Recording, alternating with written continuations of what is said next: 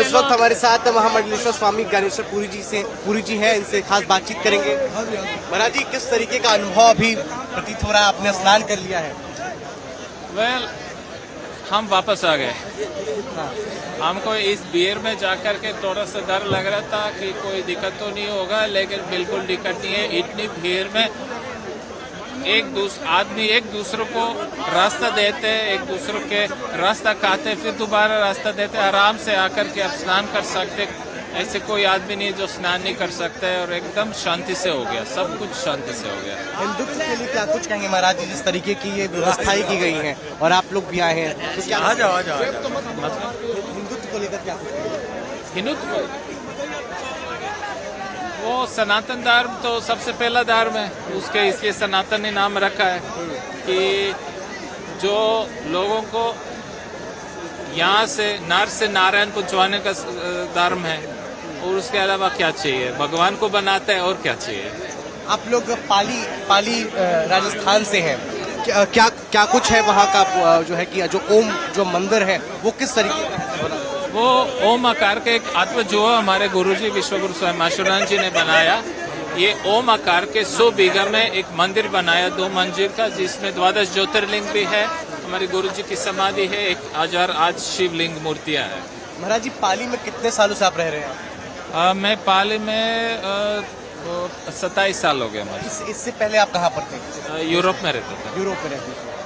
गुरुदेव भगवान की कृपा सभी को प्राप्त हो, सभी का आनंद हो, सभी का मंगलमय हो, सभी सनातनी सुखमय जीवन अपना आनंद में प्रारंभ करें, यही भुवन भास्कर से प्रार्थना है। और आज के मकर संक्रांति के पावन पर्व की बहुत बहुत आप सभी को शुभकामनाएं, समस्त देशवासियों को शुभकामनाएं कि यह सबके जीवन में सुख समृद्धि और शांति लेकर आए, सबके जीवन में खुशहाली लेकर आए, यही हम शुभकामना करते हैं। श्री पंचायती महानिर्वाणी अखाड़े से महामंडलेश्वर स्वामी शैलेशानंद।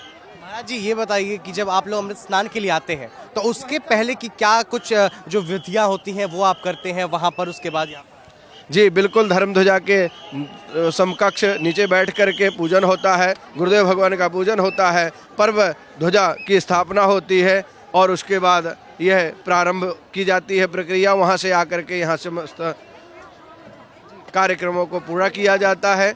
और यहाँ फिर जो हमारे नागा सन्यासी होते हैं वह अग्रिम पंक्ति में चलते हुए समस्त आचार्य महामंडलेश्वर प्रथम पंक्ति के अनुगामी होते हैं, और यहाँ आकर के फिर नागा साधु सन्यासी हमारे पूजन करते हैं। धर्म ध्वजा का पूजन होता है, कपिल भगवान का स्नान होता है, इष्ट देवता का स्नान होता है, उसके बाद समस्त नागा स्नान करते हैं, और सभी आचार्य जो हैं वह स्नान करते हैं, समस्त भक्तजन स्नान करके अपने आप को पवित्र पावन करते हैं। यही एक परंपरा का आनंद है। इसमें भी और भी विशेष कार्यक्रम होते रहते हैं। जी महाराज जी, जिस तरीके से आपने बताया कि सबसे पहले नागा साधु जो है कि वो स्नान करने के लिए आगे जाते हैं, जो काफ़ी जो दर्शक देख रहे हैं हमारे, क्या मान्यताएं हैं इसके पीछे की कि आगे वो क्यों चलते हैं?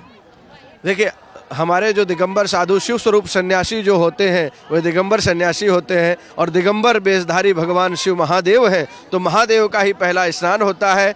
महादेव के स्नान के बाद ही समस्त क्योंकि देखिए, जो शून्य में समाहित है वही शिखर पर स्थित है, उसी का नाम महादेव है, और महादेव के स्वरूप ही दिगंबर सन्यासी होते हैं। उनके स्नान से ही इसका प्रारंभ होता है। यह दिव्य कुंभ महाकुंभ है, और इस कुंभ की पौराणिक कथाएं तो आपको याद ही हैं कि जो अमृत मंथन के बाद अमृत बूंदों का जो है वह महादेव ने सबसे पहला जो रत्न निकला था वह हलाहल विष था। उस हलाहल विष को पान करने के लिए जिस प्रकार से महादेव अग्रिम पंक्ति में प्रथम पंक्ति में आए थे, उसी पंक्ति में हमारे नागा साधु सन्यासी दिगंबर होते हैं। यही एक क्रम पंक्ति का बद्ध है।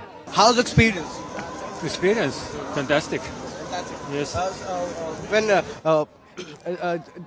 from how long time you have connected with Maharaj ji? 30 years.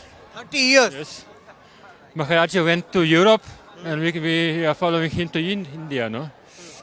So, great experience, yes. Where are you from? From Europe, from Slovenia, yes. Slovenia. Yeah.